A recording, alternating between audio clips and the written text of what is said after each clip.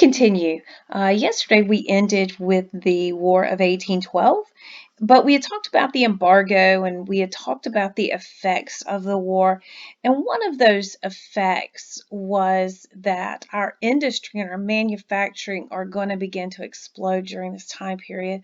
And it has to have more behind it than just the need. But need leads to invention, it leads to innovation, and that's what we're going to look at today. So here's our first industrial revolution, and it was said to have begun in 1793 in Rhode Island when Samuel Slater built the first textile mills. Now, understand that Rhode Island and really most of your northern states have the perfect geography for industry. They have those fast rivers, and they have those deep harbors. The deep harbors are more good for trade, but those fast rivers are good for those water-powered mills. And again, that's why we see the northern states becoming these big industrial centers. And like I said in the last lecture, the War of 1812 had made it difficult to get those imported goods. And so Americans are inspired to find more efficient ways to produce their own. And the inspiration really comes in down to we need money. We need capital. We're just sitting here and we need this stuff. And how are we going to get it? And so really need is going to bring about a lot of this. Now, the most famous textile mills was started by Francis Cabot Lowell in 1814, and this was a textile mill, and they used the cotton from southern plantations, and they made thread. They first made thread. Eventually, you're going to get to where they're making the cloth and things like that. I'm sorry, let me go back. But they employed mostly young women. That is not to say that no men worked there, no boys, but it was mostly young women. And you began to see the beginnings of the company town. You'll notice that the name of the town was Lowell, named after the owner of the mill. So you have Lowell, Massachusetts. And so these women who work there, this is the first time that or this is really when you begin to see women working outside of the home. And now compared to what women made back then, nothing. They're paid very well. That is not to say that this is a job that inspires, that this is a job we love because we love what we do. We love it because of what we make. Long, long hours, very bad work conditions, and they get worse as time goes on. The girls did not, of course, this is a new town, they weren't from here, but they would come to Lowell and they would live in dormitories while they worked here.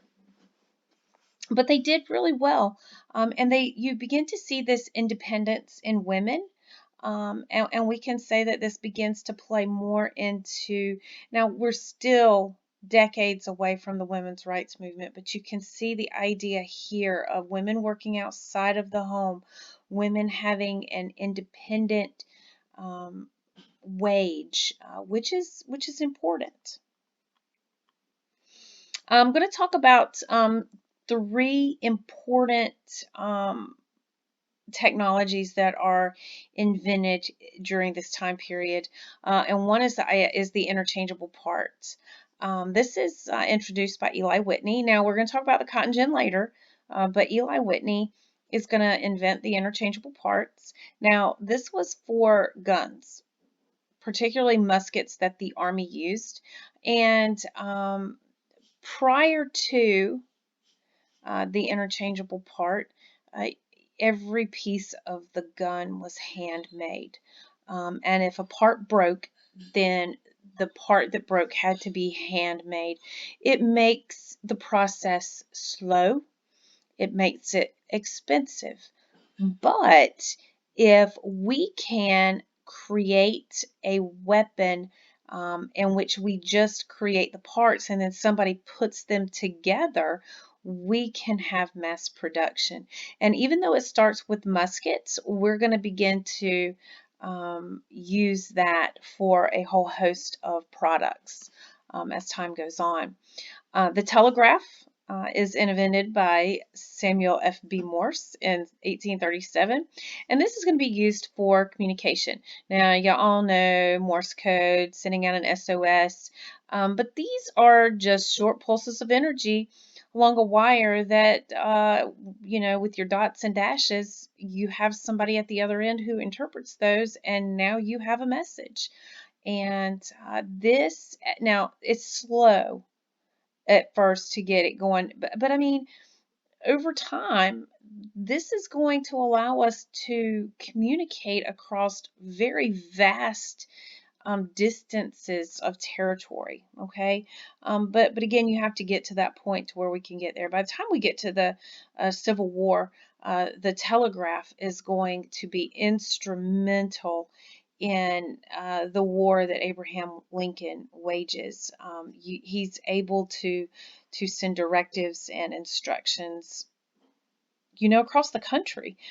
So this is going to begin the process of shrinking America, not physically shrinking it, but the ability to get messages back and forth fairly quickly.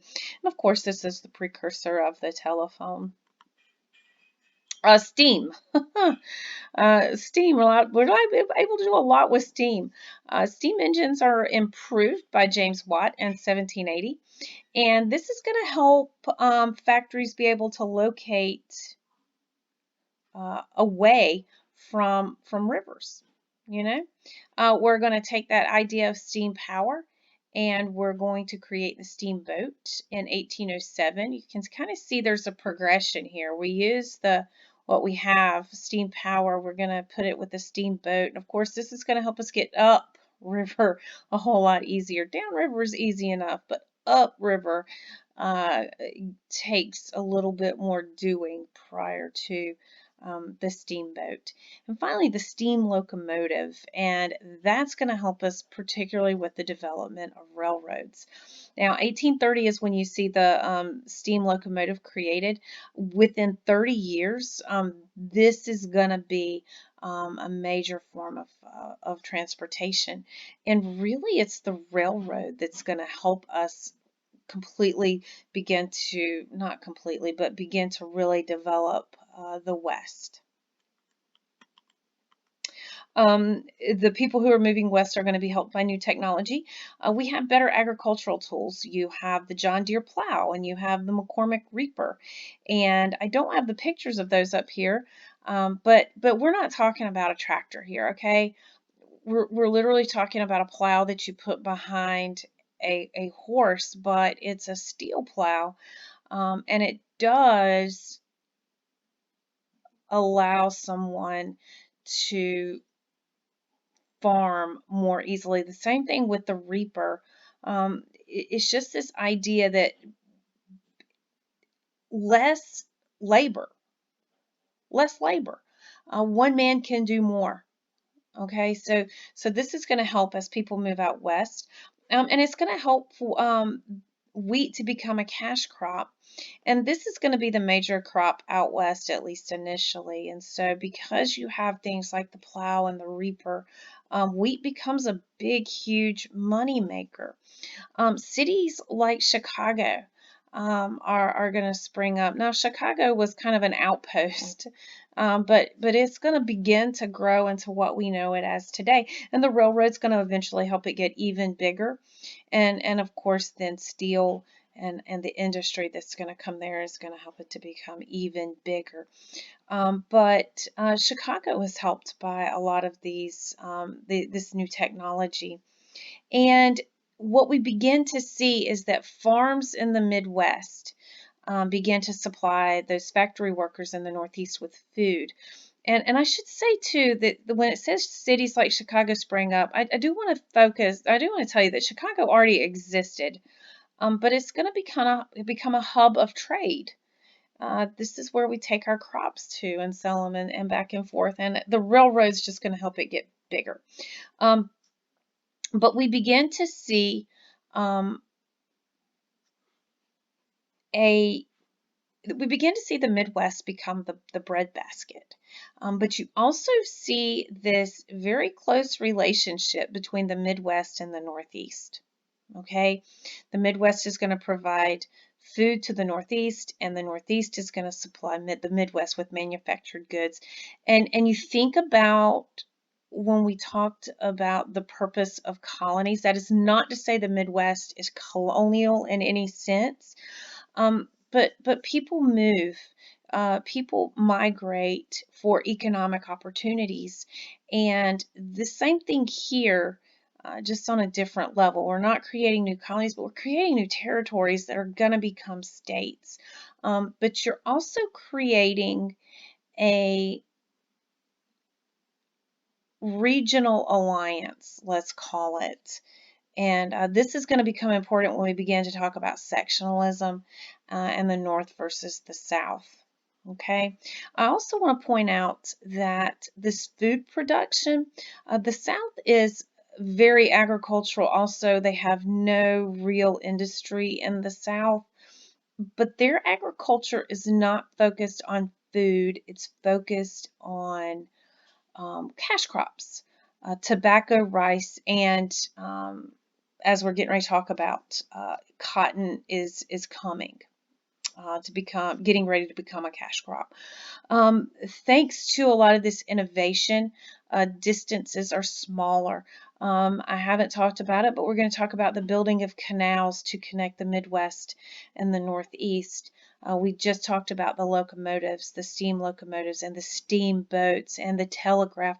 All of this is going to make that distance smaller, even though it exists. It's just going to make communication easier and travel easier. The cotton gin, for all that it's not an interchangeable part or steam locomotive or anything, is going to be a significant invention for good and bad ways.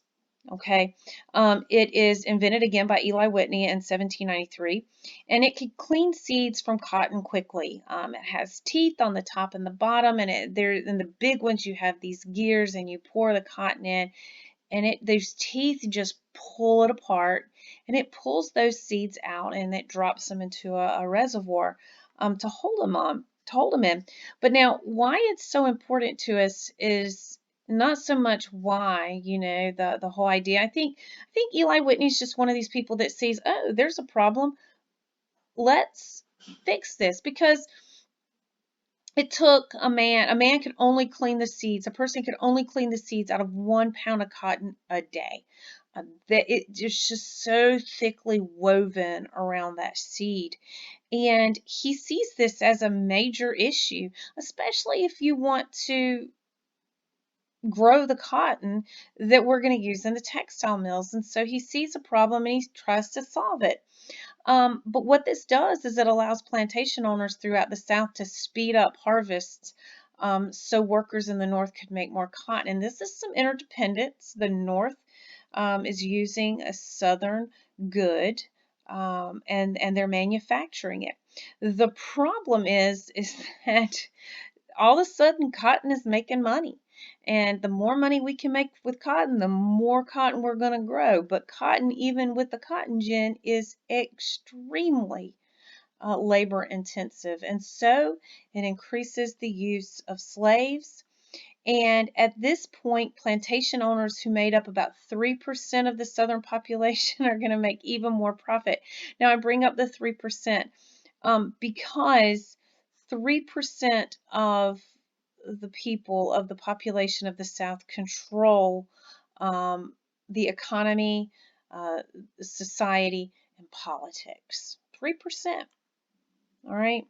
And what happens is cotton becomes king. And we'll talk about king cotton when we get to chapter 4. But really, because they're making so much money growing cotton, there is no incentive to do anything else.